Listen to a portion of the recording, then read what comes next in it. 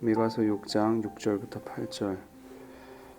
미가 선지자는 남왕조 유다 모레셋이라는 지역의 출신의 선지자입니다.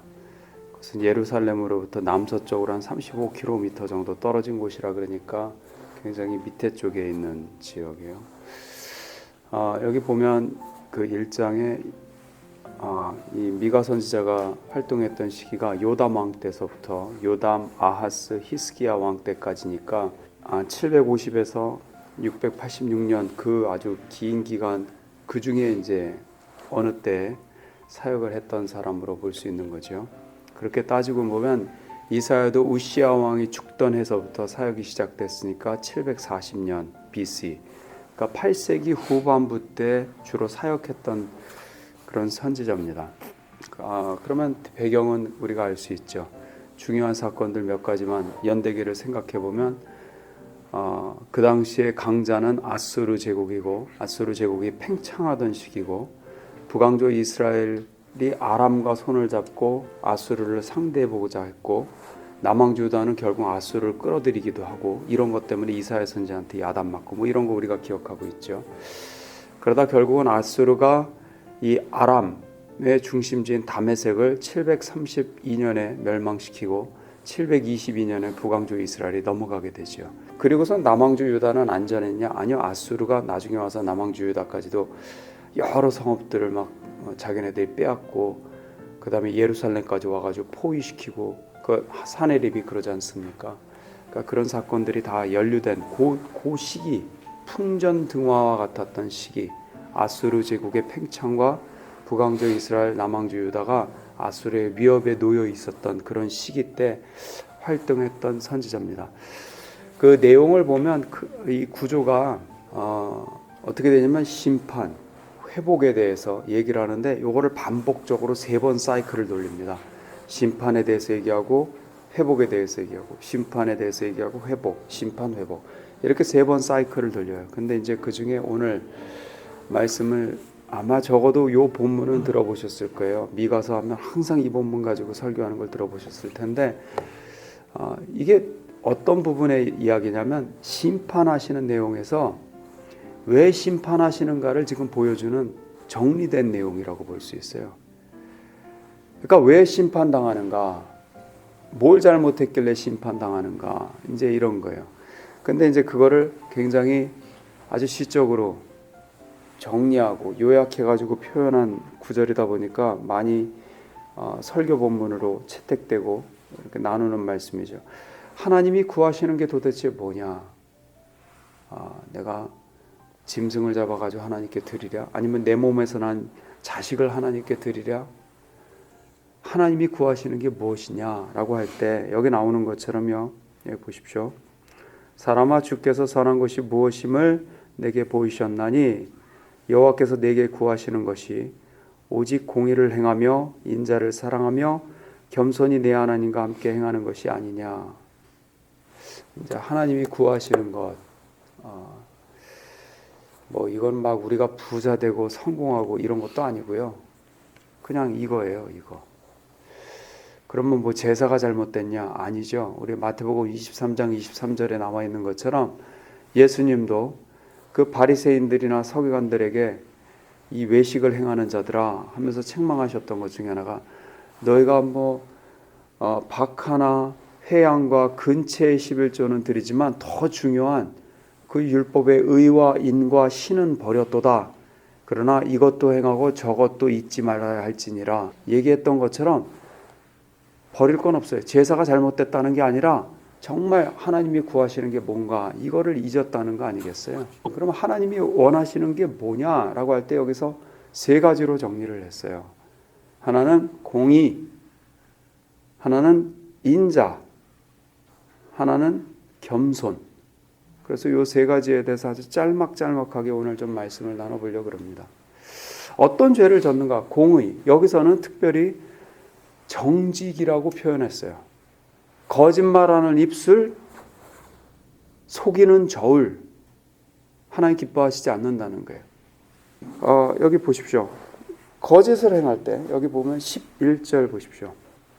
내가 만일 부정한 저울을 썼거나 주머니에 거짓 저울추를 두었으면 깨끗하겠느냐? 그 부자들은 강포가 가득하였고 거민들은 거짓을 말하니 그 혀가 입에서 괴사하도다. 정직하지 않은 거예요. 그러면 어떤 현상이 벌어지냐? 14절부터 보시면 내가 먹으나 배부르지 못하고 속이 항상 빌 것이며 내가 감추나 보존되지 못하겠고 보존된 것은 내가 칼에 붙일 것이며. 그러니까 먹어도 배부르지 않고요. 모아두지만 간직하지를 못해요. 모아두어봐야 칼이 와서 그걸 가져가는 거예요. 빼앗기게 되는 거예요.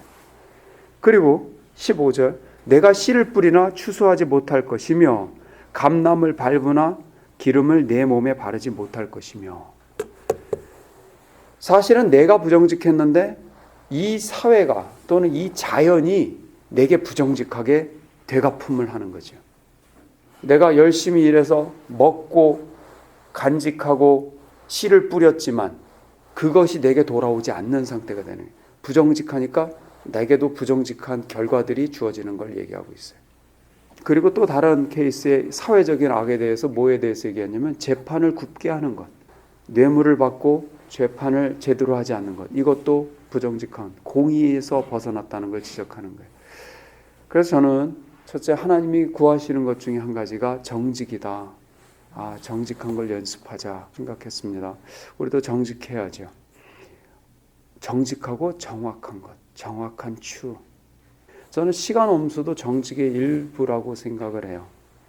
항상 정확하고 정직하게 행하실 수 있기를 바랍니다. 그 첫 번째. 두 번째, 여기 보면 인자라고 표현되어 있는데 이거는 여러분 많이 들어보셨던 히브리 단어 중에 헤세드라는 말인데, 헤세드라는 거는 언약에 충실한 끊어지지 않는 사랑을 얘기를 해요. 그런데 이 미가서에서는 특별히 어떤 사랑에 대해서 얘기하냐면 긍휼이에요. 긍휼, 불쌍히 여김.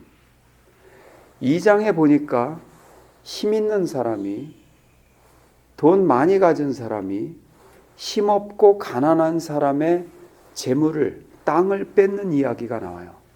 그것이 옳으냐는 거예요. 잘못됐다는 거예요.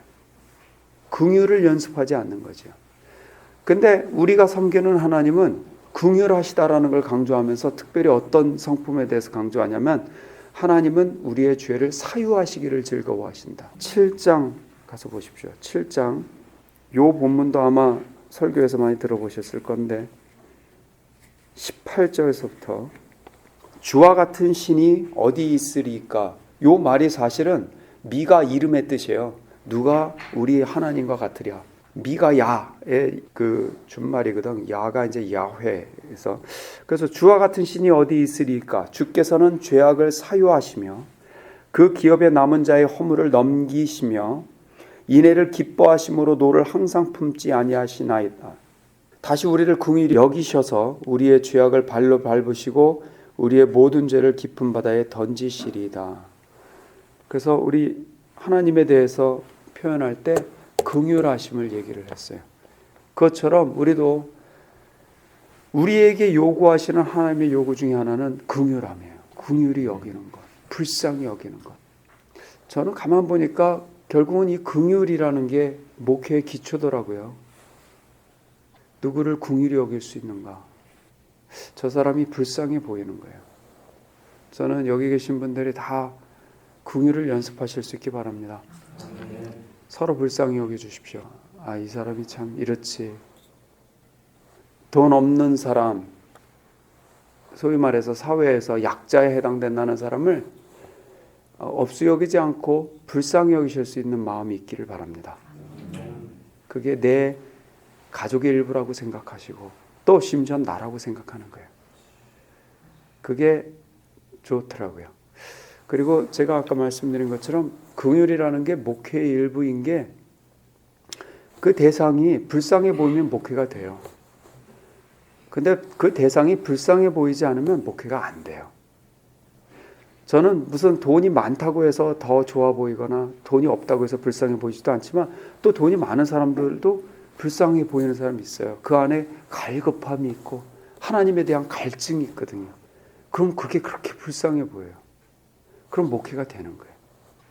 마음이 가난한 사람들을 보면 마음이 감동이 되는 게 있거든요. 아, 내가 저 사람한테 뭘 해줄 수 있는 게 없을까? 이런 마음인 거죠. 그래서 성경에서는 긍휼에 대해서 강조를 하죠. 예수님이 긍휼히 여기는 자는 복이 있나니 저희가 긍휼히 여김을 받을 것이요. 마태복음 5장의 말씀이고, 또 야고보 형제도 얘기하기를 긍휼히 행하지 않는 자에게는 긍휼 없는 심판이 나타날 것이다. 긍휼은 심판을 이기고 자랑하느니라. 아유, 너무 멋있잖아요. Mercy triumphs over judgment. 아유, 얼마나 말이 멋있어요. 심판을 당하는데 내가 그것을 감당할 길이 없는 거예요. 그러니까 그 심판하시는 자 앞에서 엎드려서 긍휼히 여겨주십시오 할 때 심판을 캔슬 시키십니다. 하나님이 그래서 우리를 용서하시는 거 아닙니까?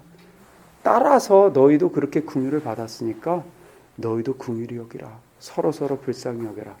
그래서 오늘 하루도 서로 긍휼히 여기실 수 있기를 바랍니다. 마지막 한 가지만 더 간단하게 전하면 겸손이에요. 여기 나오는 것처럼 겸손하게 하나님과 동행하며 행하는 것, 그게 하나님이 구하시는 거라는 거예요. 어떤 분 말처럼 겸손하면 모든 문제가 풀린다. 그 말을 곱씹어 보면 진짜 그런 것 같아요. 겸손한 사람 하나님 경외하고요, 사람 귀하게 여겨요. 내 주변에 있는 사람들을 고맙게 생각해요. 왜냐하면 겸손하니까. 나 같은 거를 이렇게 이 사람이 참아주고 있구나 생각하니까. 내 아내가 귀해 보이고요, 내 남편이 귀해 보여요. 내가 겸손하면. 내 남편이 나빠 보이고 내 아내가 어쩌다 저런 걸 만났나 이렇게 생각되는 사람은 교만한 거예요. 저는 여러분 집안에 지금 참고 계신 배우자를 귀하게 생각하실 수 있기를 바랍니다. 근데 겸손하면 저절로 돼요. 나 같은 거를 참아주고 있는 그 사람이 고마운 거죠. 여러분 회사에서 만나는 사장님, 부하 직원 다 귀하게 여기는 게 겸손이에요. 나 같은 거를 고용해 준 저 회사가 얼마나 감사한가. 주님, 저 회사를 축복해 주십시오. 이런 마음이 나와야지. 나를 이렇게밖에 대접을 안 해? 교만한 거예요. 부하 직원을 보면서 나를 따라주고 내 말을 저렇게 실행하려고 애쓰는 사람을 보면서 고맙다 생각하고, 그렇게 그 겸손한 거잖아요. 우리가 겸손을 연습해야 돼요. 그러려면 서로 감사한 거예요. 함께 있어 주셔서 감사합니다. 그렇게 생각하시는 거예요. 저를 만나서 감사하신가요? 네. 저는 여러분 만나서 감사해요. 그래서 서로 겸손을 연습하실 수 있기를 바랍니다. 그래서 기도합시다.